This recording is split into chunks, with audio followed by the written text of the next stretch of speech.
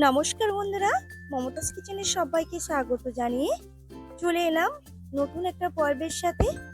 এই পর্বে আপনাদের বানিয়ে দেখাবো খুবই সুস্বাদু সর্ষে বাটা দিয়ে পমফ্রেট মাছের ঝাল। তো বন্ধুরা, এই পমফ্রেট মাছের ঝালটা খেতে অসম্ভব সুন্দর হয়। আপনারা আমার মতো করে বাড়িতে বানিয়ে দেখতে পারেন।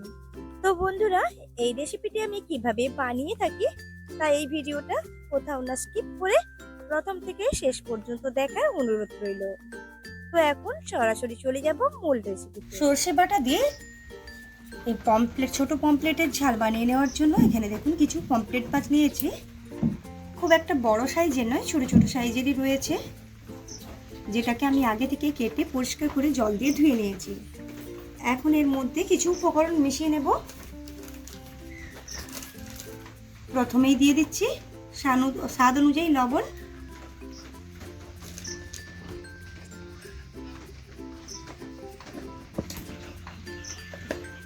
এখন দিয়ে দেব হলুদের গুঁড়ো। খুব ভালোভাবে হাত দিয়ে মাছের সাথে লবণ হলুদটাকে মেখে নেব। খুব ভালোভাবে লবণ হলুদটাকে মেখে নিয়েছি। এখন এটাকে আমি রেস্টে রেখে দিচ্ছি প্রায় 5 মিনিটের জন্য। তো এখানে কিছু মশলা নিয়েছি, যার মধ্যে রয়েছে 1 চামচ সাদা সর্ষে এবং 4টি কাঁচা লঙ্কা। আর এখানে রয়েছে একটা মিডিয়াম সাইজের পেঁয়াজ, এভাবে ঝিরিঝিরি করে কেটে নিয়েছি। আমি দুটোকে বেটে নিয়ে এখন ফিরে আসছি।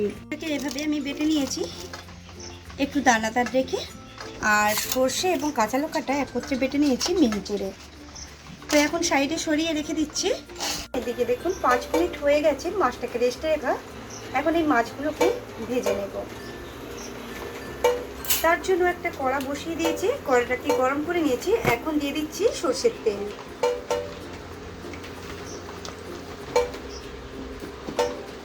খুব ভালোভাবে গরম করে নিয়েছি। এখন তেলটাকে পুরো চারিদিকে একটু ছড়িয়ে নিলাম। এখন কিছু মাছ আমি কড়ার মধ্যে দিয়ে দেব।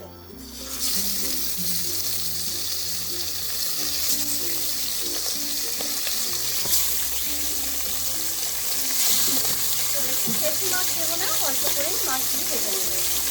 আর খুব একটা বেশি করে ভাজবো না, কড়া করে ভাজবো না, অল্প ভেজে মাছগুলোকে তুলে নেব। মাছগুলো এক পিঠ হয়ে গেছে, উল্টে নিচ্ছি অপর পিঠ ভেজে নেওয়ার জন্য।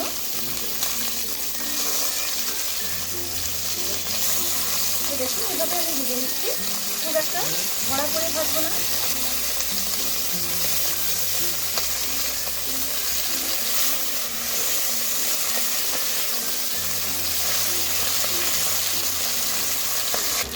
তো দেখুন মাছগুলো দুটো পিঠ হালকা করে ভেজে নিয়েছি, এখন তুলে নেব।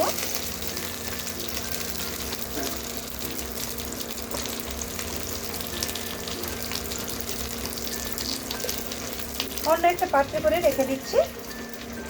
একইভাবে দুটো মাছ তুলে নিচ্ছি।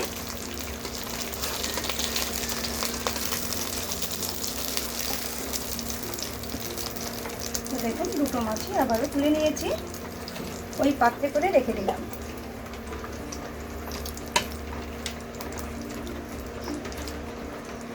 তো বাকি বেঁচে মাছটাকে আমি ভেজে নিচ্ছি।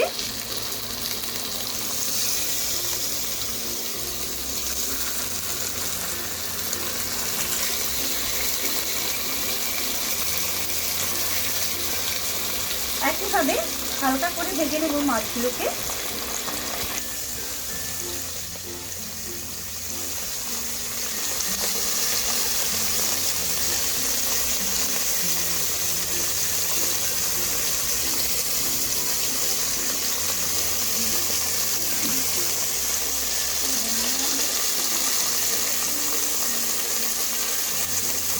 মাছগুলোকে আমি ভেজে নিয়েছি হালকা করে।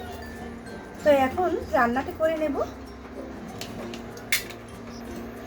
তো দেখুন মাছগুলো তুলে নেওয়ার পর অল্প তেল রয়েছে, ওর মধ্যে দিয়ে দিচ্ছি আবারও কিছুটা পরিমাণ সর্ষের তেল। ওই তেলে ফোড়ন হিসেবে দিয়ে দিচ্ছি সামান্য কালো জিরে। কালো জিরেটাকে তেলের মধ্যে একটু নাড়াচাড়া করে একটু ভেজে নেব, যতক্ষণ নয় ফোড়ন থেকে ভালো গন্ধ ছেড়ে আসছে। তো তো দেখুন ফোড়ন থেকে খুব ভালো গন্ধ ছেড়ে দিয়েছে, ফোড়নটা ভাজাও হয়ে গেছে। ঠিক এই পর্যায়ে দিয়ে দেবো আগে থেকে বেটে রাখা পেঁয়াজ।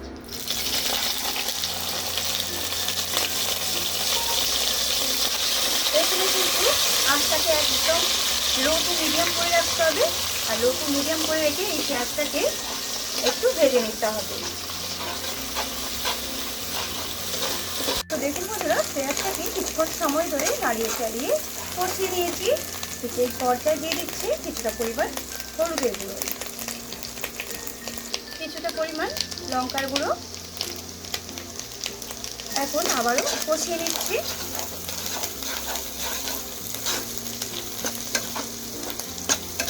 তো দেখুন খুব ভালোভাবে কষিয়ে নিয়েছি, আর যেহেতু গুঁড়ো মশলা দিয়েছি তাই তলাতে পুড়ে যেতে পারে, তার জন্য সামান্য জল দিয়ে আবারও কষিয়ে নেব।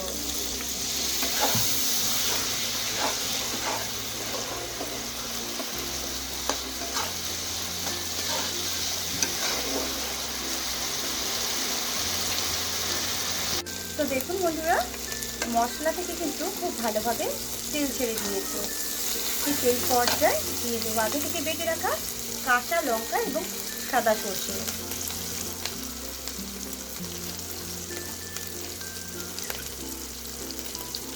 সর্ষে বাটা দেওয়ার পর আমি আর কষাবো না, এখন জল দিয়ে দিচ্ছি।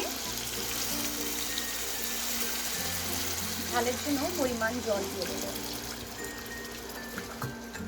খুব ভালোভাবে মিশিয়ে নিচ্ছি।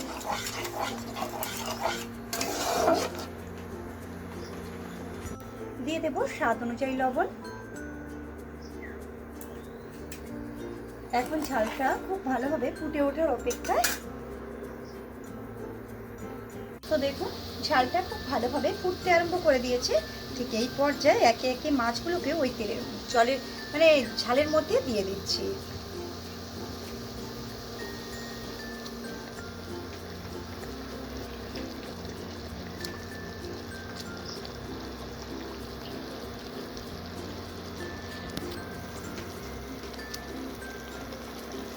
সবগুলো মাছ দেওয়ার পর দিয়ে দিচ্ছি দুটো চেরা কাঁচা লঙ্কা। আর এভাবে ঝাল মাছগুলোকে দেওয়ার পর আমি হালকা আঁচে প্রায় 3 থেকে 4 মিনিট অপেক্ষা করব ঝালটা ফুটে ওঠা পর্যন্ত। মাছের মধ্যে এই গ্রেভি ঢুকে গেলে কিন্তু খেতে খুবই ভালো হয়। এভাবে 3 থেকে 4 মিনিট অপেক্ষা করব।